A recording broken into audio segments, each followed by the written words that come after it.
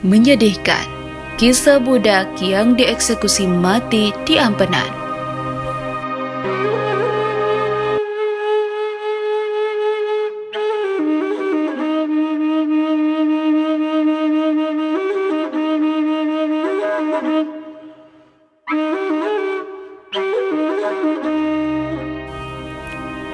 Sahabat Infonusa, pernah dengar istilah panjak atau jalma adol-adolan belum?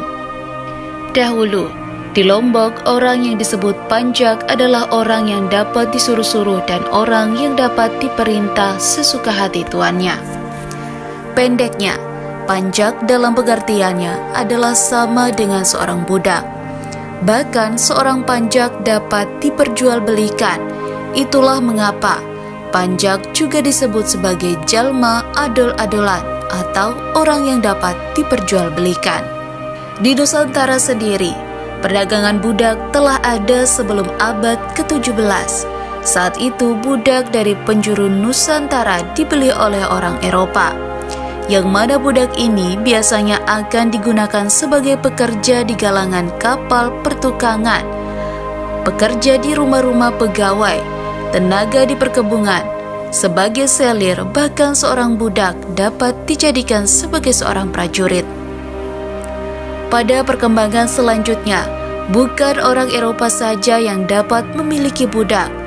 Raja, para bangsawan, dan orang yang memiliki banyak harta dapat membeli dan memiliki budak.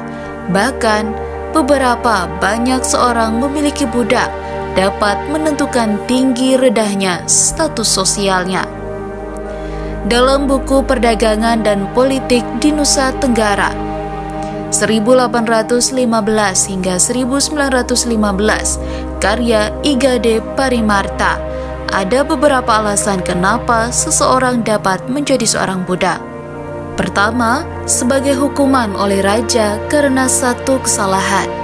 Kedua, sebagai ganti atau tanggungan hutang yang tidak bisa dibayar.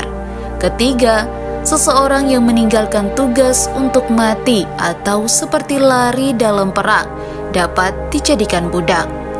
4. Menjadi budak karena menjadi rampasan perang. 5. Orang pelarian dari daerah lain yang minta perlindungan raja dapat dipandang sebagai budak. 6. Menjadi budak karena keturunan. 7. Dari hasil pembelian. 8. Seorang wanita yang ditinggalkan mati oleh suaminya tanpa ahli waris laki-laki wajib masuk istana dengan segala miliknya. Ini juga disebut hukuman camput. Panjak atau budak ini di Lombok pada sekitar tahun 1880-an sangatlah banyak.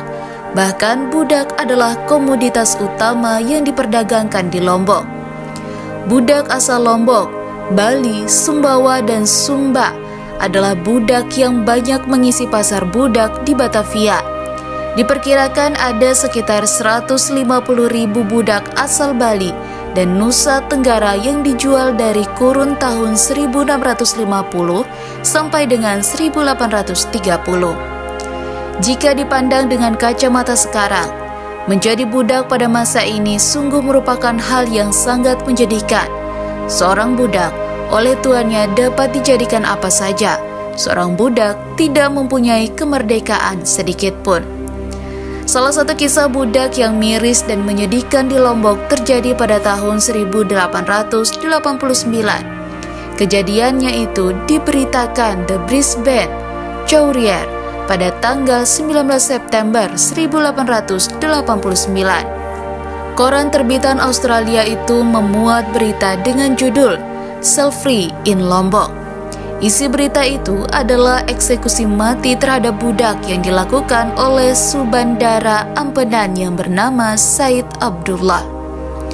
Hari itu, tanggal 1 Agustus 1889, sekitar pukul 11 pagi, 4 orang budak diarak ke tepi pantai. 2 laki-laki berusia sekitar 10 dan 20 tahun dan 2 perempuan usia 20 dan 25 tahun. Mereka bersiap menanti maut setelah upaya pelarian yang gagal. Tak dijelaskan apa alasan para budak ini lari dari majikan. Yang jelas, Perahu yang mereka pakai untuk kabur ke Buleleng berhempas ke Lombang dan terdampar di wilayah Karangasem, Bali. Saat itu, Karangasem adalah bagian dari Kerajaan Mataram, Lombok. Lekas putra Said Abdullah menjemput para pelarian itu mendapat hukuman. Setibanya di Ampenan, eksekusi langsung dijalankan tanpa proses peradilan. Dua lelaki malang ini ditikam hingga tewas di hadapan ratusan warga yang datang menyaksikan. Sementara, dua rekan perempuannya dipaksa menunggu giliran sembari menyaksikan dua temannya dihabisi. Melihat eksekusi ini, dua warga Armenia yang ada di lokasi setempat mencegah eksekusi. Mereka ingin membebaskan para budak dengan menebus $400, harga yang cukup tinggi untuk budak di masa itu. Namun, Said Abdullah menolak. Ia tetap melanjutkan eksekusi dan memberi pelajaran agar tidak ada budak yang coba-coba melarikan diri lagi. Nasib lebih mengerikan didapat dua budak perempuan lainnya. Mereka dihukum dengan cara yang tak kalah pedih. Keduanya dibawa ke rumah Syahid Abdullah. Seorang di antaranya digantung dengan tangan terikat di atas kepala pada sebuah batang pohon selama 3 jam. Ia kemudian menerima 50 kali cambukan dengan rotan. Rekannya lebih sadis lagi. Hidung dan telinganya dipotong, kemudian ditelanjangi dan menerima 80 cambukan. Tak berhenti di sini, bekas luka cambukan dilumuri campuran garam, asam dan cuka. Si kesakitan meringis kesakitan hingga tak sadarkan diri. Saksi mata dalam berita tersebut menjelaskan, eksekusi hukuman para budak dengan cara barbar tersebut bukanlah kali ini saja. Ini adalah praktik umum dari para pemilik budak di masa itu. Bahkan ia menyebut Said Abdullah saja telah menghabisi puluhan budak. Mengerikan juga cerita itu.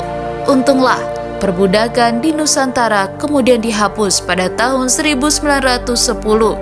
Jika tidak, sepertinya kita tidak akan sanggup menyaksikan kisah budak yang dieksekusi di Ampenan itu.